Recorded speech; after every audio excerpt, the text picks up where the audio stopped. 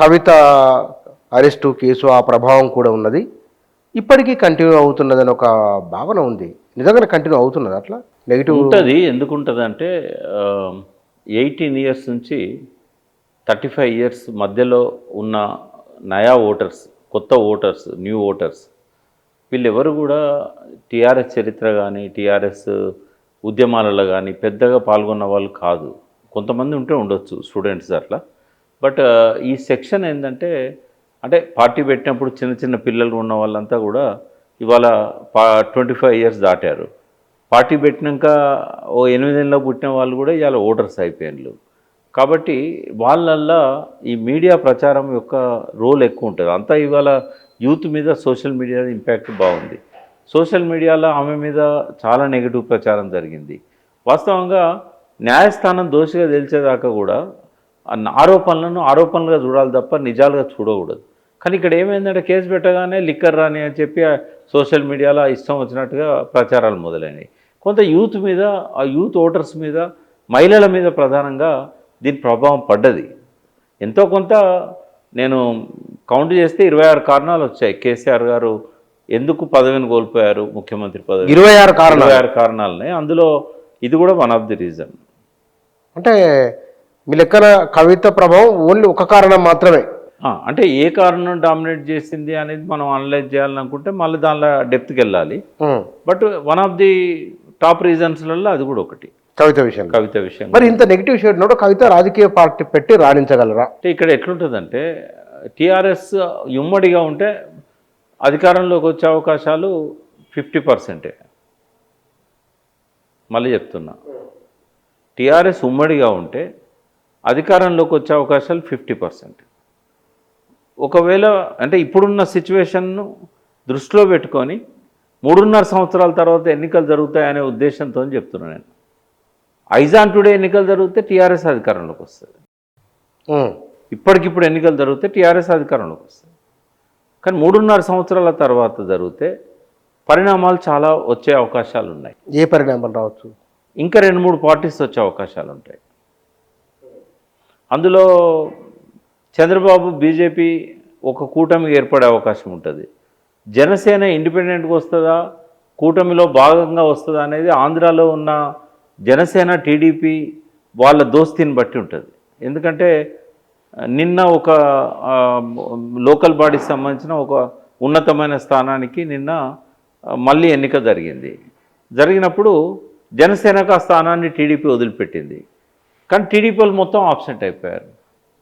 వాళ్ళ కోరం లేదు కాబట్టి ఎన్నిక వాయిదా పడ్డది. కోరం ఉండుంటే జనసేన అభ్యర్థి ఓడిపోయేటోడు. ఇట్లాంటి రప్చర్స్ జరుగుతున్నాయి ఆడ.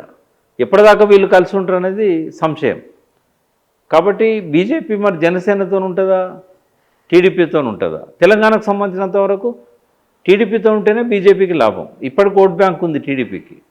ఎంత లేదన్నా ఓ 10% ఉన్నదని చెప్పొచ్చు మనం. మళ్ళీ చంద్రబాబు వచ్చి పాత స్నేహితులందరినీ తన దిక్కు తిప్పుకున్నట్టయితే, ఇప్పుడు ఆయన మనుషులే చాలామంది ఇంక్లూడింగ్ ముఖ్యమంత్రితో సహా చాలామంది ఎమ్మెల్యేలు ఉన్నారు కాంగ్రెస్లో. వాళ్ళు మళ్ళీ తన దిక్కు పోయినలు అనుకోండి, ఒక బలమైన శక్తిగా టీడీపీ ఉంటుంది.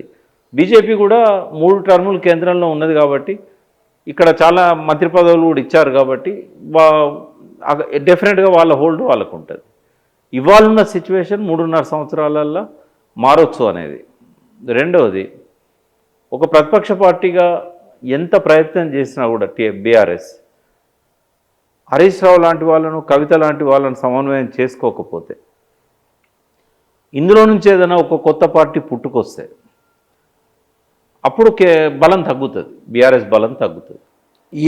కవిత హరీష్ రావు అనుకుంటే ఎవరు పార్టీ పెడితే ప్రభావం చూపించగలరు? టీఆర్ఎస్ బాగా ఎవరైనా చూపెట్టగలుగుతారు.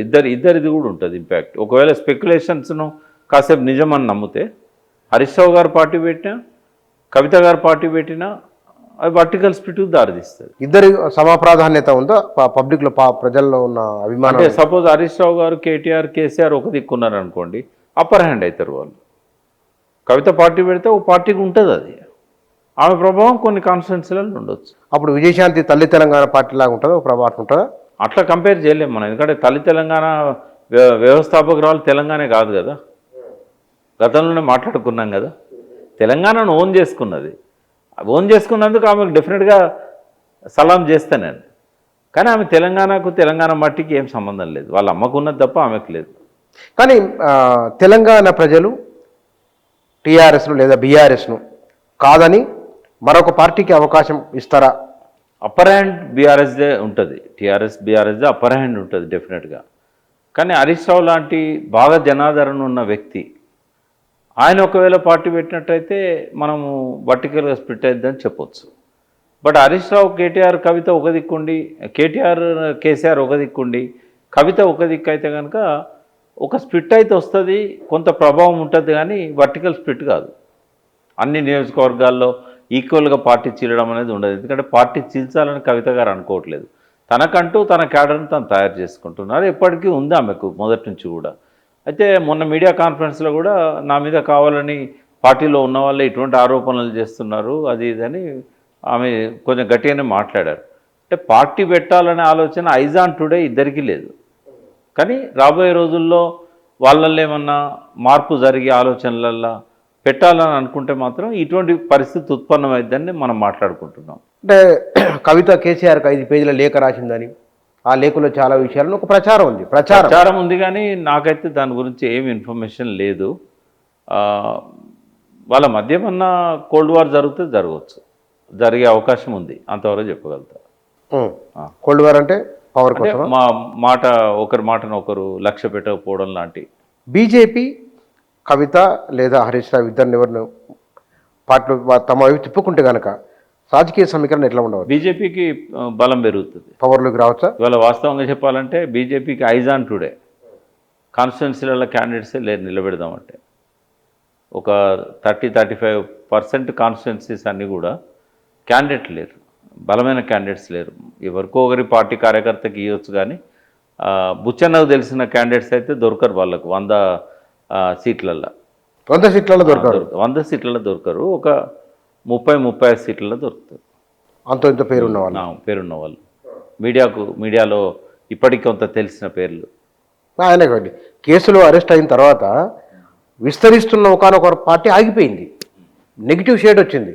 మీరు కవిత విషయంలో కొంత సానుకూలంగా ఉన్నారు. కేసు ఒకటే కదా, ఆయన దేశ రాజకీయాలను ప్రభావితం చేస్తా అనుకున్న వ్యక్తి ఆయన కొంత నెగిటివ్ షేడ్లోకి వెళ్ళిపోయినప్పుడు మీరు కవిత విషయంలో పాజిటివ్ షేడ్ ఎట్లా చెప్తున్నారు?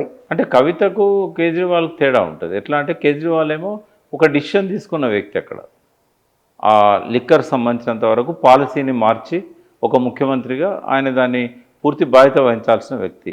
కవిత గారు ఏంటంటే అనుసంధానం చేశారని కదా ఆమె మీద ఆరోపణ. ఈ అనుసంధానం చేశారా లేదా అని దోషిగా తేలేదాకా మనం నిర్ధారణకు రాలేదు, ఎందుకంటే ఎటువంటి సాక్ష్యాధారాలు లేవు.